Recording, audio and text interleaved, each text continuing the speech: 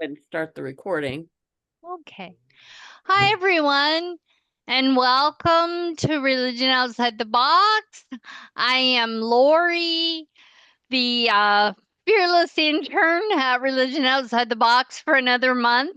And Rabbi Brian is with us. I was going to say he wasn't going to be with us, but he's with us. He's on vacation in somewhere cold. I can't remember. Wisconsin, did you say? No. Sisters, Anyway, Oregon. Sisters, Oregon. It's to Sisters, southeast of Oregon. Portland. Oh, that's right. That's right. Um, so today I was hoping we could talk about courage a little bit. And I think courage is something that we may need very much of in the future. Um, I the premise of this service came from a sermon that I did at my fellowship about courage, and I was looking at famous people that you know made big differences, like Malala and Martin Luther King Jr., Martin Luther, and I started to think, what about us? And so the sermon was entitled what if we're not Mahatma Gandhi? And the bottom line is we're not, and we never will be, probably. And so I started to look at ways it changed as I was writing it, and I started to look at ways that we as regular people can show courage through small acts of courage. So that's where this came from. And Alex, can you bring up the first set of slide, or the first slide? Yes. So first, before we start, I thought we would talk about what the definition is of courage. And there's a couple definitions here, and I'm wondering what you think about that. So Brene Brown says courage is not the absence of fear, but rather the judgment that something else is more important than fear. So, Maria sent me another definition. I think it came from a dictionary, didn't it, Maria? Yeah, the quality of mind or spirit that enables a person to face difficulty, danger, pain, etc. without fear. So the difference, that's okay, Alex. We can be done with that. That's the difference between, is being courageous acting in the face of fear, or is being courageous act overcoming fear and acting anyway. And I just wonder what you all think about that.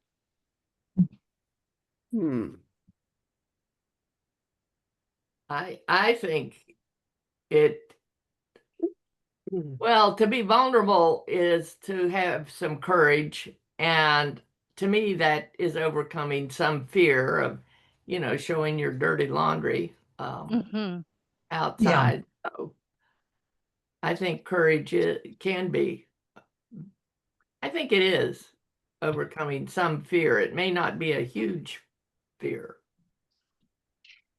What about you, Ray? Oh, sorry. Ray?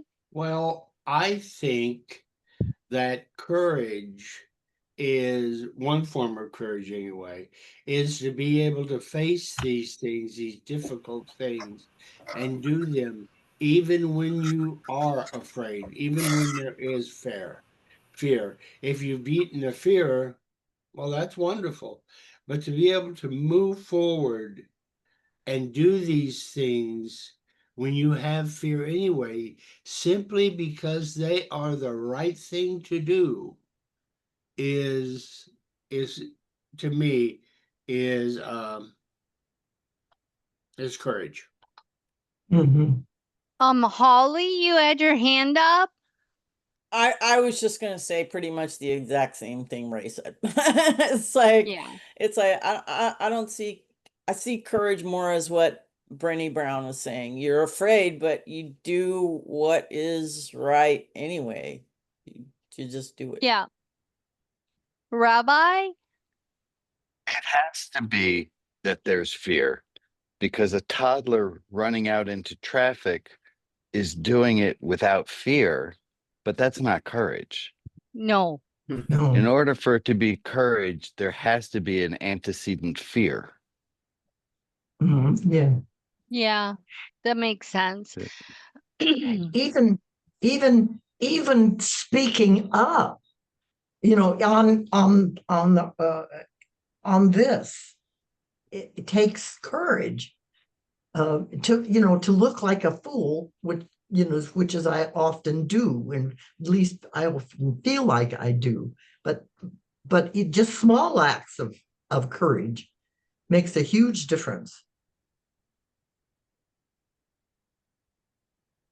Yeah, that's that's sort of the way I was going. That I mean, sometimes we act like if we're gonna run into a burning building and grab a child, we're not gonna think about the fear, but just to even stand up and talk, as Emily says, against racism, against things that we don't believe in, and sometimes to our friends and family takes a lot of courage. Yeah. Alex, can you show the next quote? It's a quote from John, Sure. and I love it.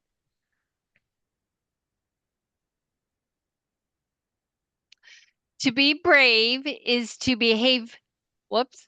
To be brave is to behave bravely when your heart is faint. So you can really you can be really brave only when you really ain't. Yeah. I Yeah. love that quote, John. Thank you for sending me that. I don't know how to, is it Pete Hain? Hein. Hein. Hein. What I find is that the fear goes down, decreases as I act. Yes. Going, because I'm even going out and walking with Sign in down in metropolitan downtown Fairfield, Idaho. I'm really afraid when I first start out, I feel like, oh shit, people are going to look at me and don't,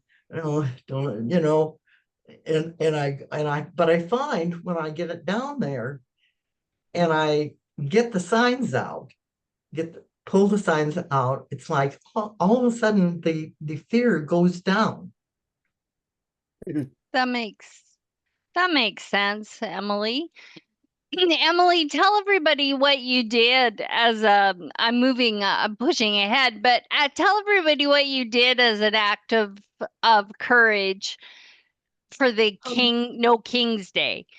Oh yeah. I think this is I amazing. did the other day too. I did a No King's Day. Well, first of all, what I did, I have to pull my signs out and show you. There were a couple of things about it. I decided that on Facebook, there's a way that the community of Fairfield has I don't know what you call it, that a special little section where it's just for the community of Fairfield. So it's for a smaller community. There's 440 people here in this town. So it's just for the people that live here. And I decided to put it up on Facebook that I was going to do that. And so I did. And man, boy, did I get I'm good from a lot of people. But I got it from a lot of encouragement from other people as well. I mean, I got a few, fingers and nastiness about this old lady you know, making trouble in Fairfield and in some pretty nasty things. They told me to shut up and I didn't belong here and Oh, you know, that just nasty stuff. But my son said there were about 50 people who put the notices up there. So they knew when I was going to do it. So I told them beforehand. So I did. And I was really surprised the first time it's really quite hot here. And so I got my signs out and I was walking for a while between the courthouse and the school and the library and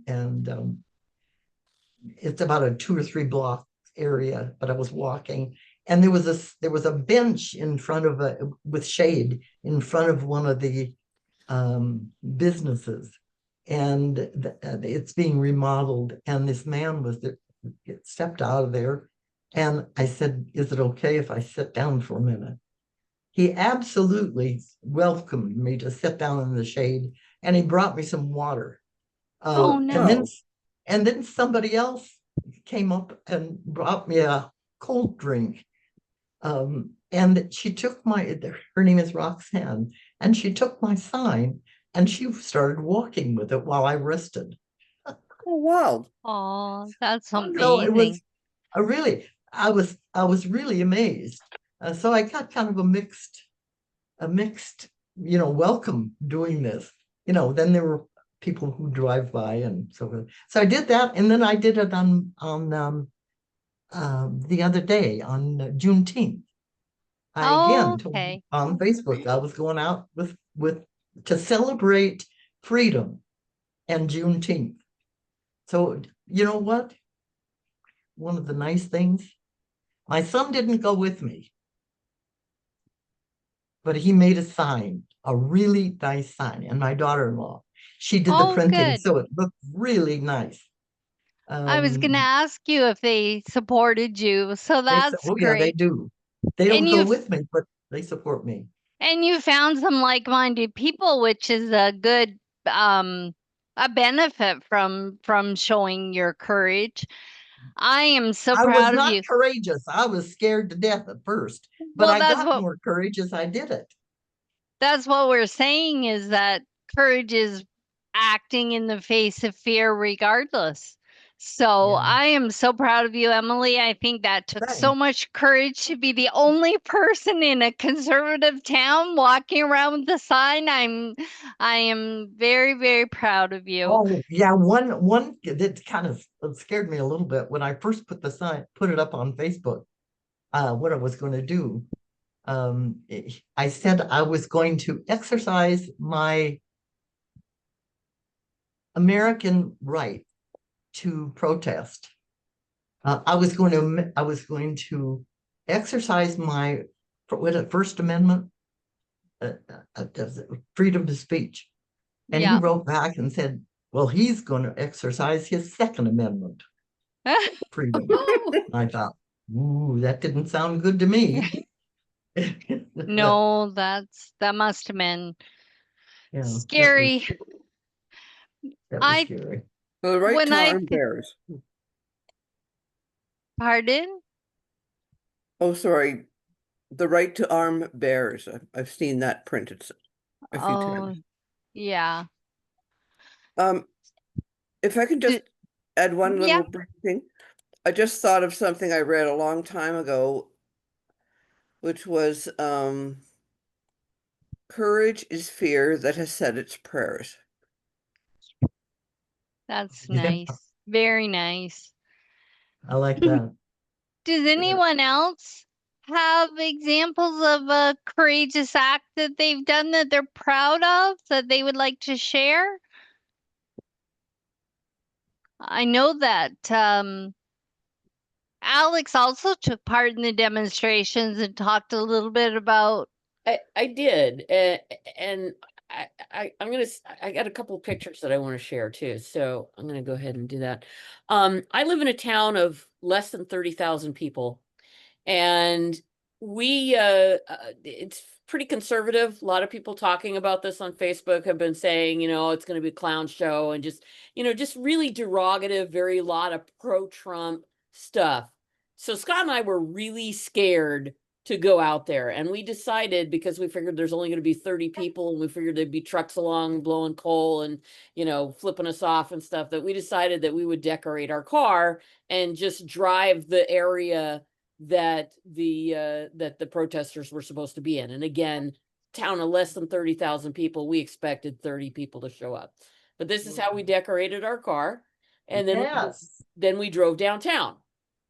And to our surprise, these pictures do not show the vastness of this. There was about this kind of gives you a hint. There was basically 3/4 of a mile of people, just like in this shot, on both sides of El Camino Real for about 3/4 of a mile. And then along Highway 41, there was another 1/4 of a mile, people just jammed up.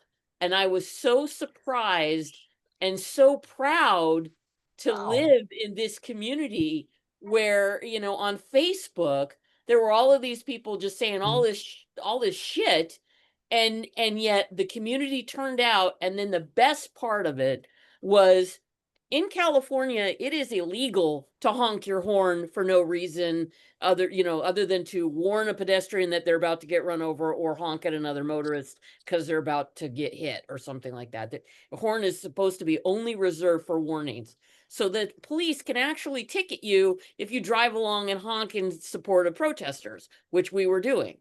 The Atascadero police was thick.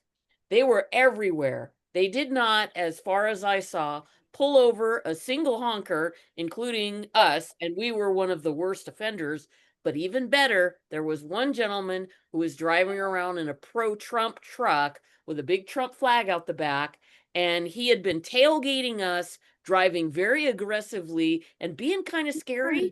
And we saw him pulled over, and there was a squad car and a motorcycle cop having a little conversation with him. Whether or not they got a ticket, I don't know. But it really surprised me that in this moment where Scott and I were really scared, he really didn't want to do it. And I said, no, we have to do it. And we did. And it turned out that there were so many people in this community Wow. who were like-minded that it really surprised me, because I'm Yeah. guessing that we had at least 2,000 protesters, at least. Wow. What a great So story. protesting actually led you to find more like-minded people. So courage actually helped you find more people that thought the same. It gave me a very different viewpoint of this community, because I thought this was, a very conservative community. There, at the election, there were tons of tons of pro-Trump signs everywhere. And so I kind of felt like I was really in the minority here. But at the protest, there were, I think, 2 pickup trucks that had pro-Trump flags on them, and a couple of people walking along the sidewalk with the pro-Trump signs. And there was no violence. There was no anything other than maybe a few unkind remarks shouted back and forth. But it was very clear in that moment how many people were, for democracy. And it really surprised me, because I did not expect that in my tiny act of courage that there would be so many other people with the same mindset.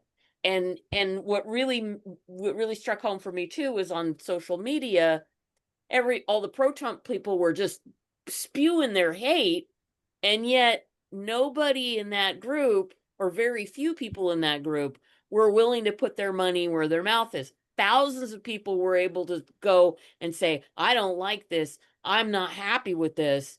But there was just a tiny handful of people who were actually, the same people who were willing to do garbage on social media were actually willing to protest and express their opinion. That's the thing about the pride parades too, is that it shows the gay and lesbian community, LGBTQ plus community, that they have support. And sometimes I think they feel all alone and that they're a major minority. And I think that's a beautiful thing about protesting. And we have two examples of people that have found like-minded people. And for Emily especially, that's very important because you were feeling all alone since you moved. Yeah. You know, I wanted to also share something that back in, what was it, the 60s, I think it was the 60s, Martin Luther King came to Seattle. And I've been trying, I was particularly powerfully inspired by a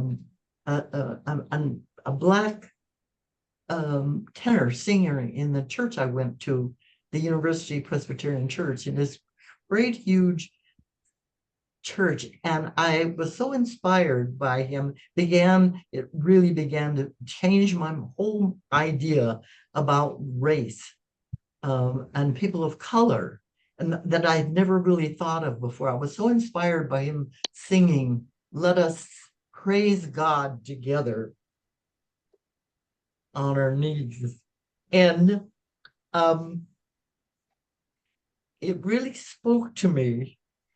And when Martin Luther King came to Seattle, I had decided that I was going to do what I could to support people of color.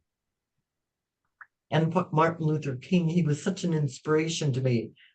And he was coming to Seattle.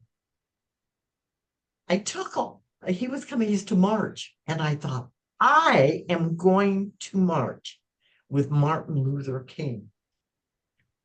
Amazing. I had this little Toyota Bug, and I piled all my kids, my baby in that. I thought, I'm going to show my kids we're going to stand with Martin Luther King and walk with him. I just felt just so good about it. We started out to drive down to South Seattle, and we had an automobile accident. Oh It no. wasn't a serious one, but that ended that. And I was so disappointed about missing that, to be able to walk with that man, Yes. that I thought, I am never going to miss that opportunity again. There were a What lot of things in my life that I wasn't, because of various things, that I wasn't able to do much. But I thought, when I can, I am going to stand with those who are devalued. what an Anyway. amazing thing to teach your children too. Wendy, you have a comment? Yeah, I just wanted, if you didn't already know this, there we go, lower my hand. Okay.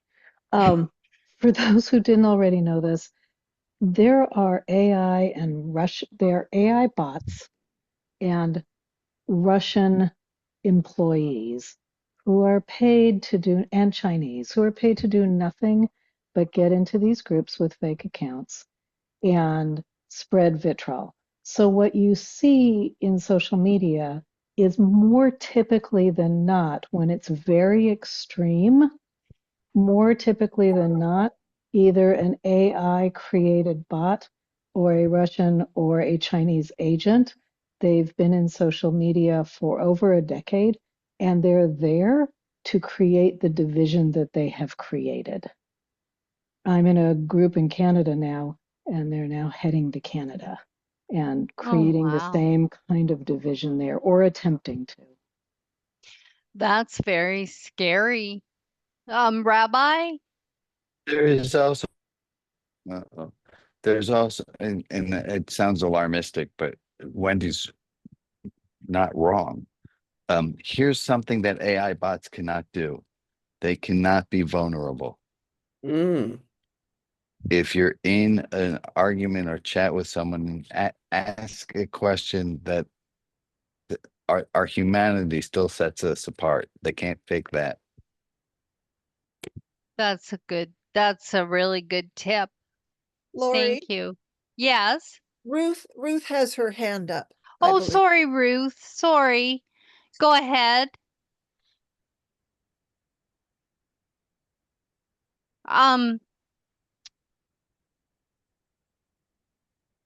Can you, you're not muted. I No. can hear you. I can hear you. I don't hear her.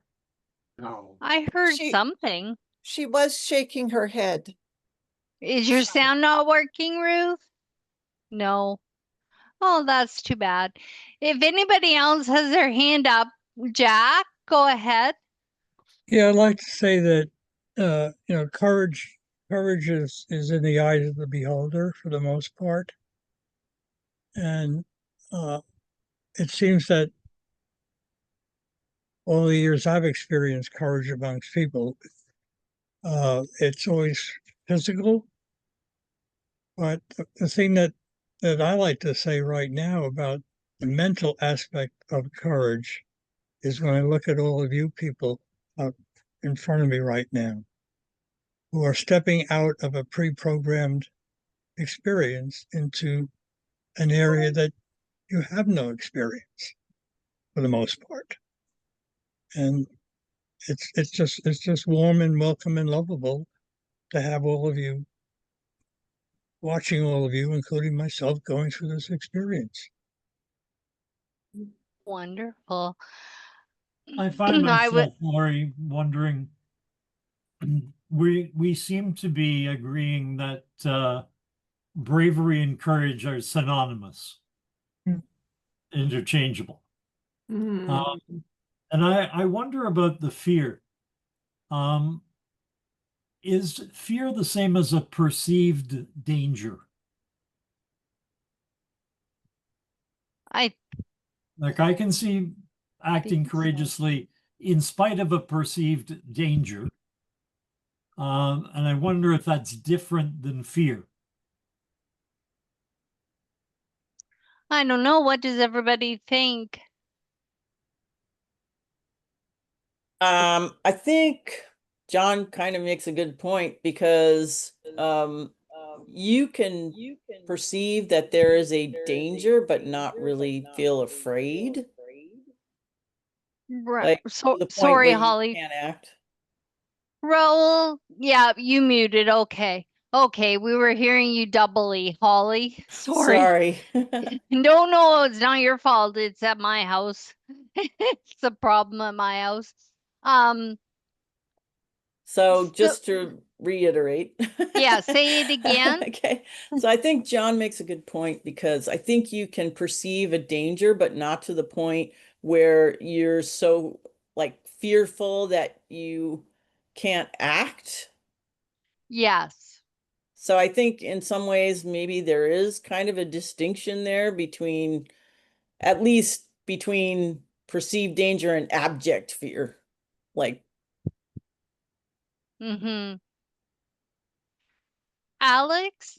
Well, I on that vein, my parents did a very unusual thing when I was a kid. They built a sailboat and we sailed around the South Pacific for 2 years. Okay. And I was 11 when we left on the trip and 13 when we came back. And you know, my dad was an experienced sailor. He knew what he was doing. They had sailed to Tahiti in 1961. But that's a lot of miles, and the ocean in those days, because this was 1977 that we left, so there weren't satellite communications, there weren't, if we got into trouble out there in the ocean, there wasn't anything that we could do really. You could get on the single sideband and send off an EPIRB and hope that somebody heard you. But it wasn't like there was some big Coast Guard that was going to come rescue us on a 50-foot sailboat. And I think that my parents, they obviously were concerned and they were prepared for this voyage. I mean, but I look back on that, and especially for my mom, she's bringing her babies on this boat, and the original plan was we were gonna actually sail around the world, and then there were reasons we didn't, mainly doing piracy in the Indian Ocean, that we heard those stories and decided the risk wasn't worth it. But to get on a tiny little boat like that and sail around, with the only people that you could rely on for help was yourself. I think that was definitely a courageous thing on my parents' part, or maybe they were just insane. I don't know. But it's one of those things where sometimes courage comes from, you have a dream that you want to do, and it was my parents' dream to do this, and they did it. And I think that, That's sometimes I think there's different types of courage. There's the courage that comes because you want to do something that's unconventional, and you do it. Or there's also things that are sort of thrust on you that force you to be courageous, where sometimes, like I was homeless for a period of time. And as that was happening, I didn't really have a whole lot of control over what was happening, but I just had to, kind of dive in and, do the best that I could. So there's sort of you get courage because some horrible circumstances thrust on you, or you choose to be courageous to do something that you might not otherwise do because you think it's the right thing, or because you think it's a dream. Yeah, I agree. And I was gonna get to Ray in a second. I was gonna talk about a little bit about the different types of courage. There's massive courage, and there's smaller courage, and there's internal courage and external courage. So and then Alex has said there's courage there's situations that are thrust upon you that you need to act courageously, or there's situations where you go into it with a full idea of what you're going to do that takes courage. So, Ray, you have a So, mess. No, actually, sort of segueing into the thing you're talking about, there are different kinds of courage. There's this courage we're talking about, overcomes fear. But when Patty first died, right after Patty, there were times it took courage for me to simply get out of bed. Yeah. And I'm sure that's for other people who have had great loss, that there's that same kind of thing. That's there was not so much fear, but just this overcoming this unbelievable grief. Yeah. Is a different kind of courage. So there's lots of kinds of courage out there. And I think that's sort of what Alex was talking about. Yeah, I agree. Yeah. Alex, can you bring up the E. Cummings? Yes. That came from Dan Cooperstock, who's not with us today. He's on a wonderful vacation.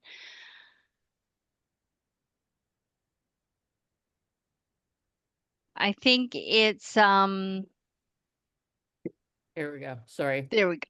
That's okay. It takes courage to grow up and become who you really are, by E. Cummings. Thanks, Alex. And that was sort of that's an internal type of courage that we have to cultivate within ourselves, and be ourselves, be true to who we really are. Like Emily was by herself out there on the pavement walking with a sign. And I think of all the times that I have walked away from conversations feeling so badly because I didn't speak up and I didn't say what I should have said. And I think it's important that we aren't too hard on ourselves, but that we prepare and we don't. And Alex was talking about that too, about her parents making preparations in the face of needing courage to go out and do that sailing around the world. And I think I think it becomes I don't think we should beat ourselves up when we don't act courageously, but I also think we need to consider how we would act in the future and practice for it. So, think practice. I think you got a point there, a good point about practice. Mm-hmm. The more we do it, the less fearful. At least that's true for me. Yes, and there's comfort in numbers, which you didn't have, Emily, at first. You had people, but you had people show you love, which increased your courage. Go ahead, Holly. I think too that there are consequences when we do act courageously, but there are also consequences when we don't. It's, one of the things I think a person might do, I don't say they need to, or I don't tell anybody what they have to do, but one of the things they might do is consider, how am I going to feel if I don't act courageously, and what are going to be the consequences if I don't act courageously? I mean, I had a situation like that at work where I had to speak up, and I was afraid of, backlash against me, but I was also like, if I don't, that's worse than if I do. So, Yeah. you Yeah. know, Yeah, Yeah, sometimes that's the true. ramifications are harder if we don't act. And again, I think of all those times when I've walked away from conversations where I wished I had said something. I wished I had stood up for what I knew to be right, and I just quietly walked away. And so, I practice. I try to arm myself with statistics and knowledge, eh, so that the next time I can say, what do you mean immigrants don't bring anything to our country? These are the statistics. And I used an example of gun violence, and everybody might not agree with me, and that's fine, but they always say, the NRA people always say, people with guns don't kill people, people with guns kill people. But I wrote on Facebook after a school shooting that people with access to guns kill people. And I was I mean, it was just Facebook, but I was so proud of that. And I've kept that in the back of my mind to use in the future with gun advocates. So Right. yeah. And it's the same with like, I think it takes courage for even like driving while black, right? They talk about driving while black. And I think it takes courage every time someone of color leaves their house, something bad could happen. And those are the small acts of courage that I'm talking about, that make a difference in the world, and they ripple out to people.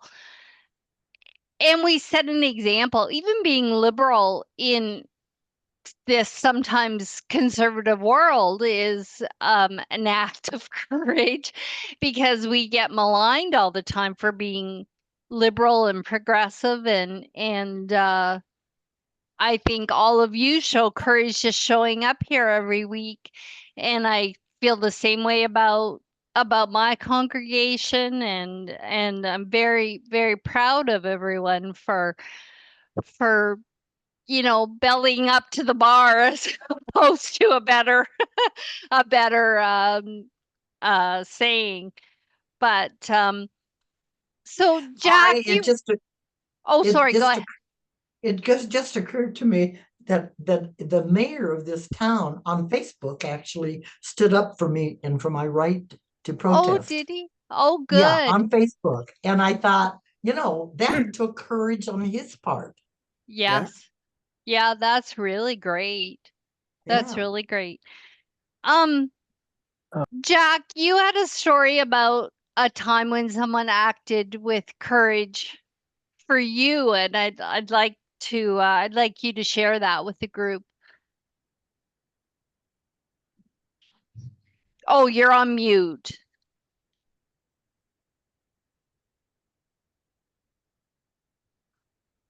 Yeah, that happened.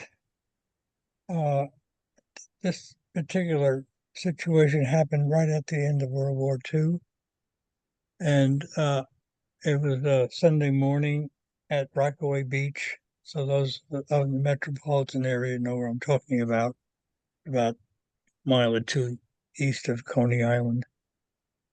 And it was a Sunday morning, and I was what 10, 9 or 10, and I and my family were down for a weekend and rented a room or two, whatever, in one of the boardwalk places.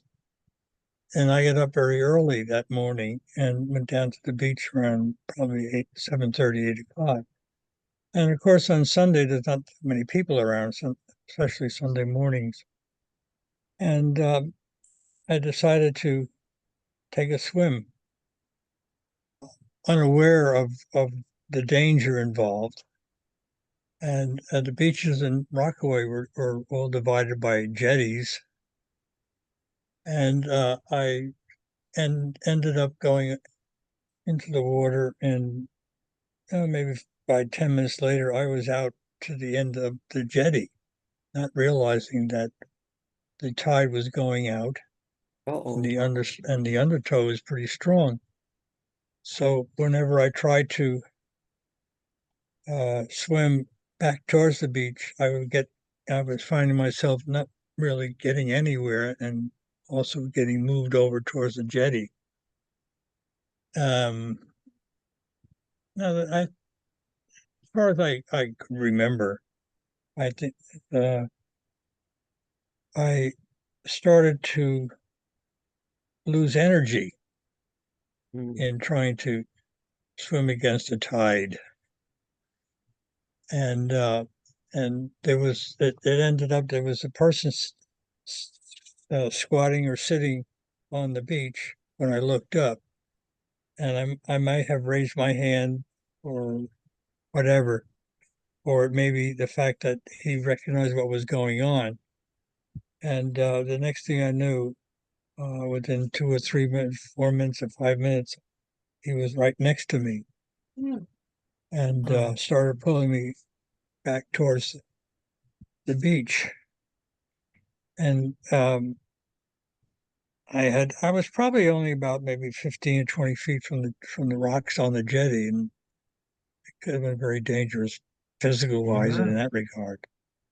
And so when we got on the beach, I guess I don't know what I said to him. I must have said thank you or whatever. I, as a kid, just happy to know that I was being, quote, saved. And I remember, though, turning around and facing the ocean, and brushing my feet off the sand off my body, and trying to, get warm or get unwet. And when I went to say something, turned around, he was gone, just like that. Amazing So, story. I mean, that act of courage on his part, of course, as a child, I wouldn't think of the word, but it took, it obviously took the courage on his part. Maybe he didn't know how to swim. So It's an amazing story of an external act of courage, but it's also internal, because he didn't want to be recognized for doing it. He just did it and then went on his way, and that would take a lot of courage, I think. yeah. But still, in all this discussion, I think that the most courageous act of a human being is to change his belief systems. Yes. Yes, very much so. Amen. Very much so. Alex, if we still have time, I'd like to go into small groups, and maybe we can discuss ways that we can cultivate those small acts of courage. I've used an example of preparing a script for when you're and practicing it. Maybe there's some other answers. So can we go into small groups quickly, and we'll do our 8 to 10 minutes or whatever, and talk amongst ourselves, and then come back with anything burning or important. Severe thunderstorms in Port Elgin coming this way. Ooh. Are you going into a small group?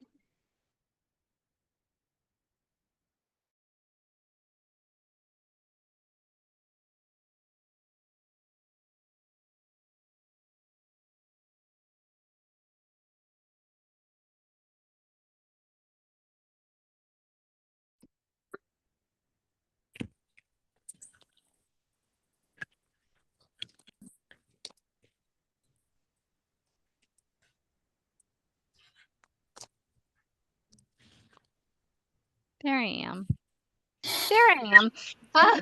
How do we all do in our small groups? Is there anything that anybody wants to put forward?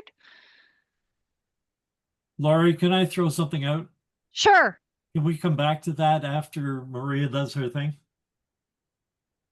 Oh, yeah, I was going to do that next. Maria, go ahead to do your the people we're sending light and love to. These are the people to whom we are sending light and love. Bill and Karen, Gwen, Alex, Barry in Spirit and Diana, Hugh D, Janet R, Horatio Meyer, Sheridan H, Arulane Hill, Ebony, Beth Carney, Sally, Alex C and Bella, Rita S, Maria A of blessed memory, Joan B, Nicole Shapiro, and people living in the Middle East. If there is another person in our community to whom we can offer light and love, please put their name in the chat, and I will add them to the list on Facebook. And for the people who aren't named, but who are in our thoughts, we send them light and love as well. Take a minute of silence.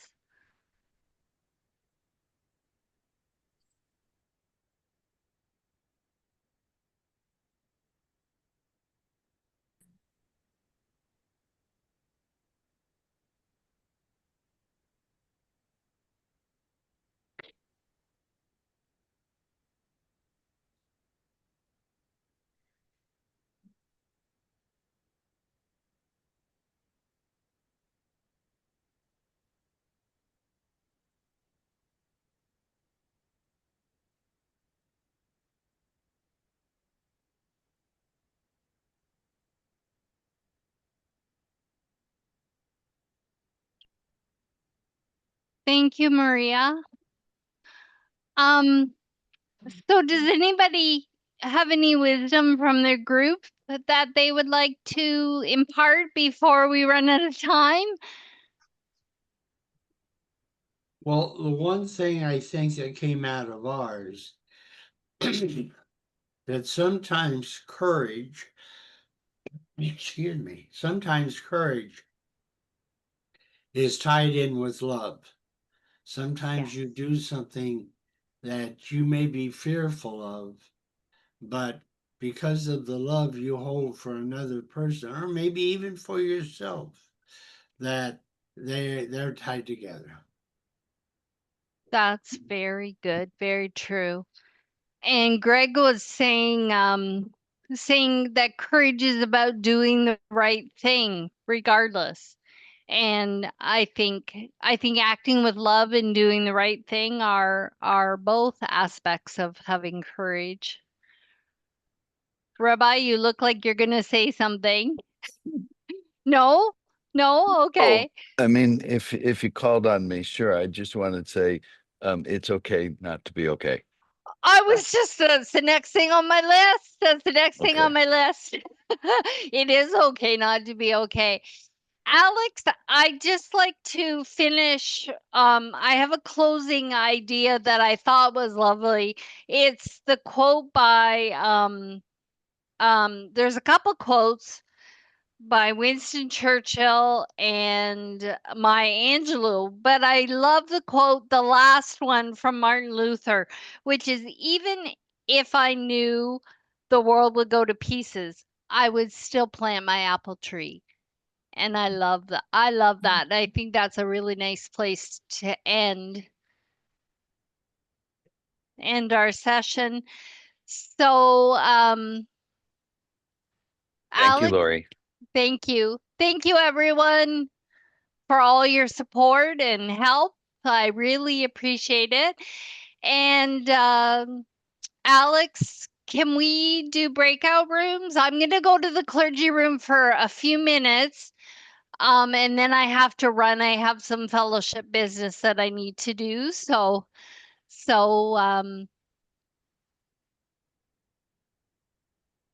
what are our groups today, Alex? Oh, you're on mute. You're on mute.